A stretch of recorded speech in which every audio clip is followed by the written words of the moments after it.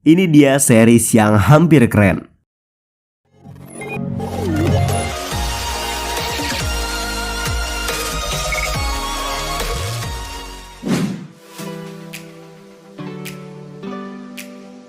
Hai semua, kembali lagi dengan Sejarah Semesta 2.0. Channel bakal membahas seputar dunia per Ultramanan. Di video kali ini, admin bakalan membahas review dari series Ultraman Decker yang udah tamat beberapa bulan lalu. Waktu itu admin sempat bikin breakdownnya per episode awal. Waktu itu rajin. Cuman kan abis itu admin kan hilang entah kemana ya. Jadinya nggak bikin breakdown tentang episode Ultraman Decker lagi.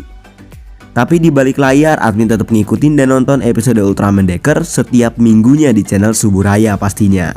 Admin juga ngikutin informasi ataupun rumor terkait Ultraman Decker ini dari grup atau Facebook biar admin gak ketinggalan tentang Ultraman Decker. Nah jadi ya udah, nggak usah banyak cincong, nggak usah banyak basa-basi lagi. Langsung aja kita masuk ke review atau pendapat admin terkait series Ultraman Decker ini. Admin bakal kasih gambaran keseluruhannya dulu, terus bahas kelebihan, bahas kekurangan, baru nanti admin kasih kesimpulannya. Jadi langsung aja kita ke pembahasannya. Let's go.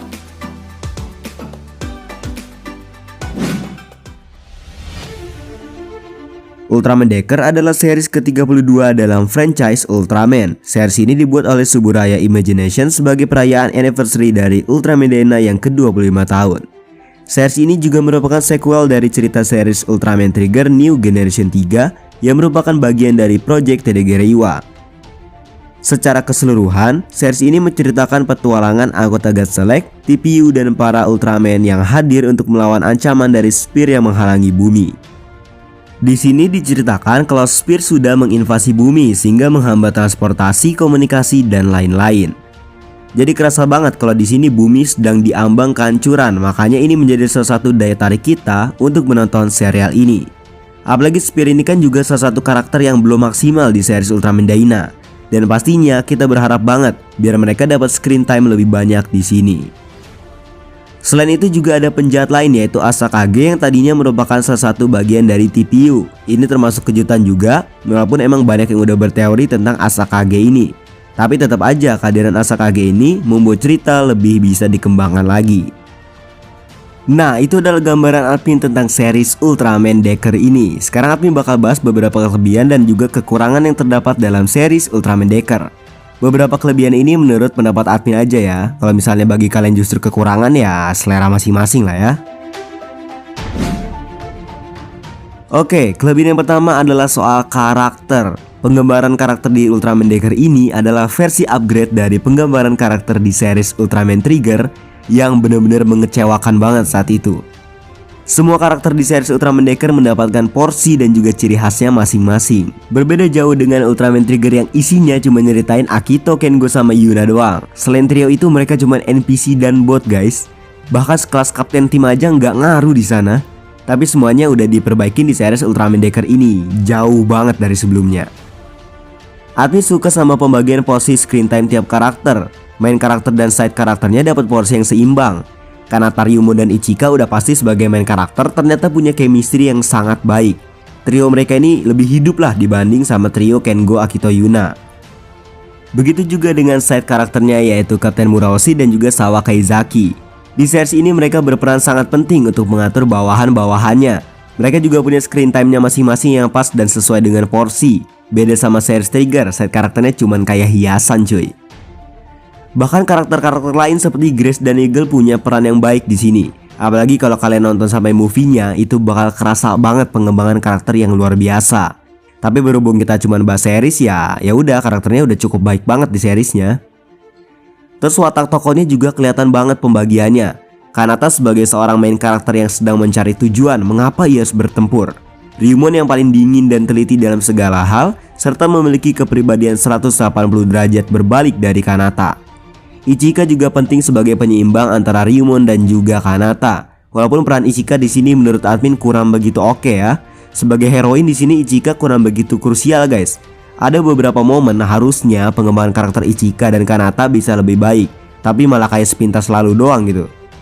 Terus ada juga Kapten Murahoshi juga di sini memiliki kepribadian yang tegas tapi dekat dengan anggotanya. Sawa juga demikian. Gak lupa juga dengan Hanejiro guys, walaupun di sini nggak seimut Hanejiro yang ada di Daina ya, tapi justru perannya di sini lebih penting dan emosionalnya lebih dapat sebagai AI. Yang kedua adalah soal alur dan juga drama. Series Ultraman Decker ini disutradarai oleh Masayoshi Takesue yang udah pasti bakal fokus terhadap segi drama dan juga alur cerita. Ternyata bener, drama dan alur ceritanya disuguhin menarik banget dan ada beberapa adegan yang sangat emosional. Tapi dibalik itu masih banyak juga miss emosi guys. Entah kenapa ada beberapa adegan penting yang harusnya diceritain malah enggak ada, dan ada adegan yang enggak penting justru malah ditampilin. Mungkin karena pengembangan dramanya makanya tempo ceritanya jadi lebih lambat. Sehingga justru beberapa momen krusial malah di skip guys. Contohnya kayak pertarungan Ultraman Trigger dan Mother Spearsaurus. Itu momen-momen yang penting dan malah di skip begitu aja, bahkan nggak ditampilin sama sekali. Admin bener-bener kecewa banget di situ. Ini jadi berdampak pada pengembangan final episode-nya yang kurang cuy. Tapi secara fase cerita Ultraman Decker ini jauh lebih stabil dibanding Ultraman Trigger yang naik turun ya. Ultraman Trigger dulu kan sempat kita protes besar-besaran kan gara-gara temponya itu berantakan banget di awal, rusak walaupun stabil di akhir. Sedangkan kalau Decker ini ya udah stabil di awal lah. Oke, yang ketiga adalah dari segi final episode. Nah, kalau ini udah jelas banget bakal jadi kekurangan yang bener-bener parah dari series ini. Admin tadi bilang kalau ada beberapa momen krusial yang justru di skip karena pengembangan drama yang terlalu lama sehingga menghambat tempo. Nah, salah satunya tadi pertarungan antara Ultraman Trigger dan Mother Spearsaurus. Karena adegan ini di skip, kita jadi nggak tahu nih potensi sebenarnya dari final boss di series ini, yaitu Mother Spearsaurus. Tiba-tiba dia muncul sebagai final boss di episode akhir. Mending kalau bagus, justru Mother Spearsaurus ini kelihatan kayak monster mingguan cuy. Terornya mungkin di episode 23-24 itu berasa ya, tapi bener-bener hancur di episode 25. Nggak tahu kenapa di episode 25 ini semuanya berantakan lah, mulai dari alur, fighting, banyak banget yang dipaksain. Mother Spearsaurus ini segampang itu buat dikalahin, bener-bener nggak kerasa aura monster final boss gitu, bener-bener kayak monster mingguan.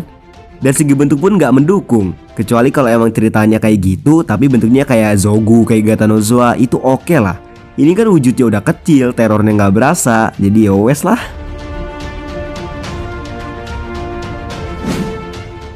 Oke, yang keempat dari segi musikalnya. Dari segi musik admin sebenarnya nggak banyak permasalahan ya, tapi admin cuma mau komentar soal lagu openingnya yang jujur admin kurang suka. Nggak tahu kenapa, kayak kurang catchy gitu.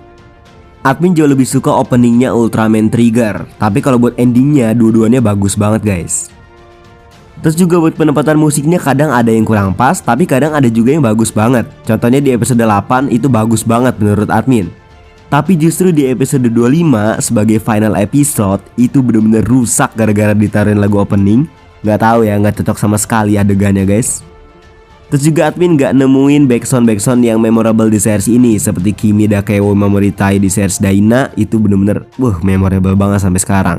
Jadi dari segi musik oke, cuman menurut admin ya kurang memorable aja, kurang bisa berkesan lah.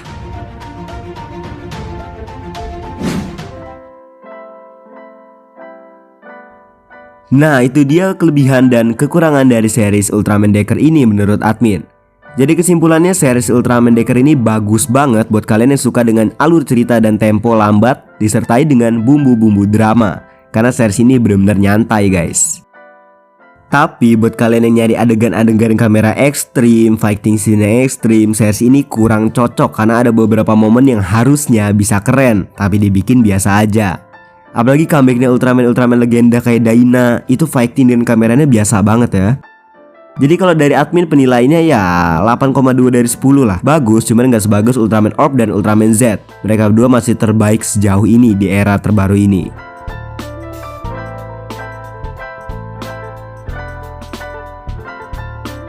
Jadi gimana menurut pendapat kalian?